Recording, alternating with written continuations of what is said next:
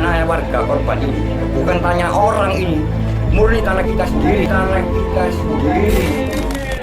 Sejak lumpur panas pertama kali memecah permukaan tanah di Sidoarjo pada Mei 2006, banyak orang mengira itu cuma semburan sesaat. Tapi kenyataannya lebih kelam dari dugaan. Tanggul lumpur Lapindo di titik 73B, Desa Kedung Bendo, Sidoarjo, jebol pada hari Minggu lalu. Lumpur mengalir ke arah timur masuk ke Kali Ketapang dan ke pemukiman warga.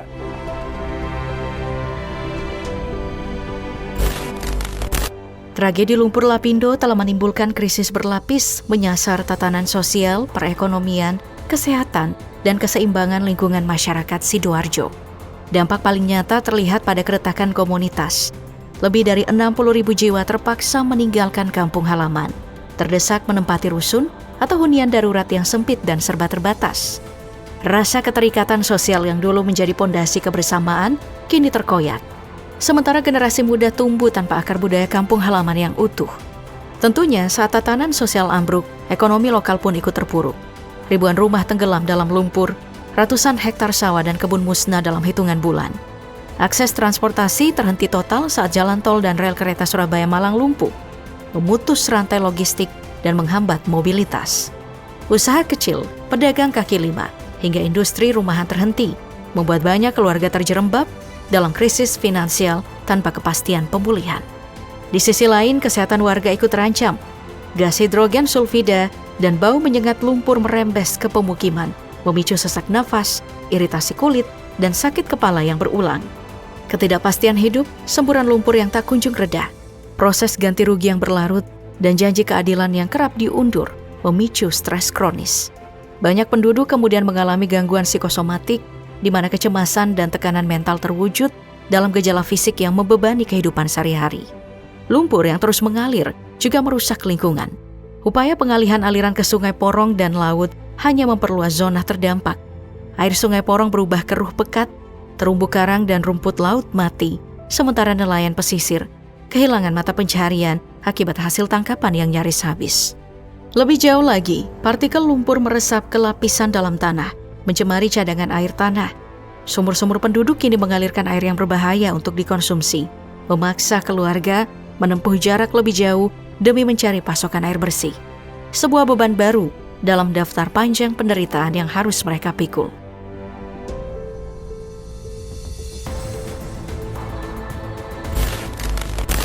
Sejak hari pertama lumpur menyembur, satu tuntutan sederhana tapi menggema di setiap sudut pengungsian. Kompensasi penuh di atas segala yang lenyap. Mereka menuntut ganti rugi bukan hanya untuk rumah dan tanah, tetapi juga sawah yang berubah padang lumpur, ternak yang mati terbenam, hingga modal usaha kecil yang hilang begitu saja. Belum lagi biaya hidup untuk mulai membangun kembali dari nol. Menjelang tahun 2007, pemerintah membentuk Badan Penanggulangan Lumpur Sidoarjo untuk memusatkan penanganan. Namun skema yang dirancang bersama Lapindo hanya menghitung nilai rumah dan tanah. Ekstra biaya hidup atau mata pencaharian sama sekali tak masuk hitungan. Proses pengajuan ganti rugi kemudian berjalan berbelit. Sebagian korban menerima dana dalam cicilan bertahun-tahun, sisanya masih menunggu jawaban. Bahkan banyak yang belum mendapat sepeser pun. Di sisi lain, Lapindo terus bersikukuh bahwa semburan itu bukan kesalahan mereka. Pemerintah sempat menalangi kewajiban Lapindo senilai 781 miliar rupiah dengan janji pengembalian, lalu menetapkan area terdampak resmi seluas sekitar 640 hektar. Hanya warga di dalam batas itulah yang diakui sebagai korban. Di luar garis tegas itu, status mereka dianggap tak sah, klaim pun ditolak. Banyak yang menyebut peta ini lebih mirip peta politik daripada peta bencana, dibuat untuk membatasi beban ganti rugi, bukan menggambarkan fakta lapangan. Akibatnya, ribuan jiwa merasa dihianati dua kali. Pertama oleh lumpur yang merenggut harta dan tanah mereka. Kedua, oleh kebijakan yang membungkam jeritan mereka. Beberapa kali korban turun ke jalan, berunjuk rasa di depan kantor Lapindo dan instansi pemerintah. Namun harapan kian meredup di tengah diamnya kekuasaan.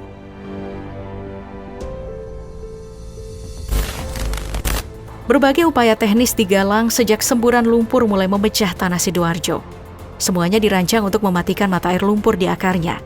Pertama, perusahaan operator menyuntikkan lumpur berat ke dalam sumur, teknik yang biasa dipakai untuk meredam letupan gas di industri migas. Harapannya, material padat akan menutup saluran bocor dan menghentikan semburan. Sayang, Tekanan lumpur yang terus melonjak membuat metode ini tak kunjung efektif. Saat itu gagal, solusi berikutnya diuji coba.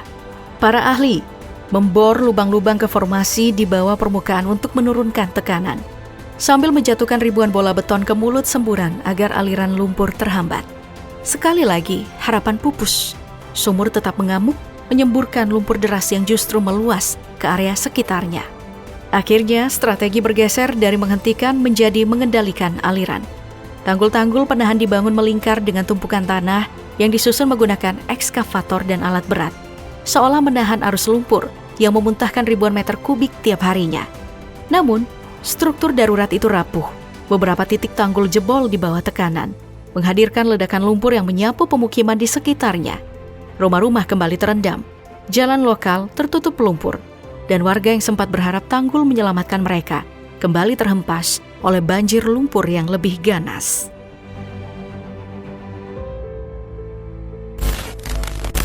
Kilas balik ke belakang, segalanya bermula pada 29 Mei 2006 ketika kegiatan pengeboran gas di Sumur Banjar Panji 1, Desa Renoh Kedongo, Sidoarjo, Jawa Timur oleh PT Lapindo berantas, tiba-tiba berubah dramatis.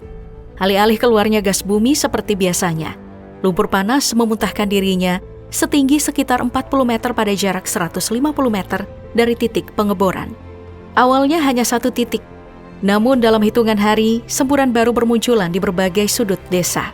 Seolah lipatan tanah di bawah Sidoarjo retak lebar, lumpur terus keluar dengan kecepatan mengejutkan. Diperkirakan mencapai 25.000 meter kubik per hari.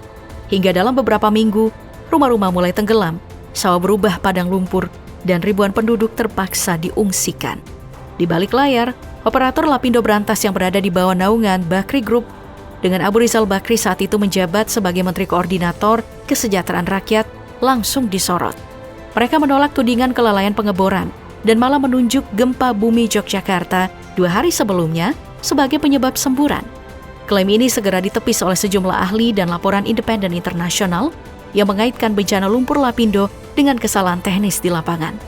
Namun, hingga akhirnya Majelis Hakim Pengadilan Negeri Jakarta Selatan memutuskan bahwa PT Lapindo berantas tidak terbukti melakukan perbuatan melawan hukum dan menyatakan semburan lumpur sebagai fenomena alam.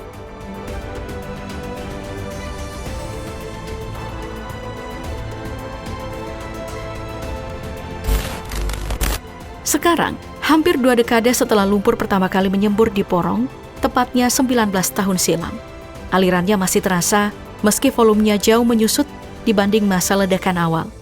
Janji pelunasan 781 miliar rupiah yang sempat ditanggung pemerintah pun baru terrealisasi 1 kali cicilan sebesar 5 miliar rupiah. Sisanya masih menanti kepastian. Belakangan beredar kabar bahwa semburan telah berhenti, tapi itu ternyata hanyalah hoaks. Legiman, pemandu wisata lokal, kerap mencium bau gas menyengat dan melihat semburan asap putih tipis di mulut lubang. Tanda bahwa aktivitas di bawah tanah belum sepenuhnya padam. Menurut Profesor Dr. Insinyur Amin Widodo dari ITS, penurunan debit lumpur lebih diakibatkan merosotnya tekanan gas dalam reservoir daripada lumpur benar-benar habis. Ia memperingatkan, kondisi redup ini belum bisa dianggap permanen. Tekanan bisa kembali naik kapan saja. Sejak awal, prediksi para ahli terbagi. Ada yang yakin semburan akan hilang dalam bulan atau tahun pertama, sementara yang lain memperkirakan puluhan tahun. Kenyataannya, lumpur masih muncul, menegaskan panjangnya masa pemulihan yang harus ditempuh. Di tengah kondisi itu, masyarakat berusaha terus bertahan. Beberapa membuka warung di tepi tanggul, menawarkan kopi dan gorengan kepada pengunjung. Ada pula yang menjadi pemandu wisata bencana, menuturkan kisah dan dampak lumpur kepada pendatang. Sebagian lagi memilih merantau, berharap memulai hidup baru di tempat lain. Sementara itu, pemerintah melanjutkan upaya memperkuat tanggul dengan material tambahan, mendirikan museum dokumentasi bencana sebagai bentuk pengingat kolektif, serta merapikan pemukiman relokasi. Namun, penyembuhan batin dan penegakan keadilan sosial bagi ribuan korban masih tertatih. Menyisakan tanya, kapan bekas luka ini akan benar-benar terobati?